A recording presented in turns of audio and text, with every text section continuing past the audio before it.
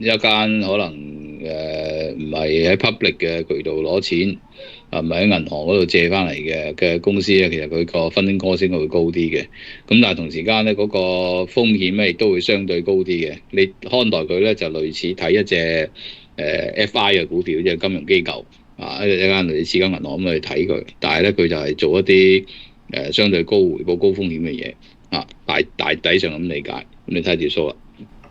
咁個盈利你睇到咧，就唔係好穩定嘅。佢喺早幾年咧就開始有數字啊，咁啊頭偷嗰陣時就因為疫情關係就懟落去啦，咁我都唔理佢。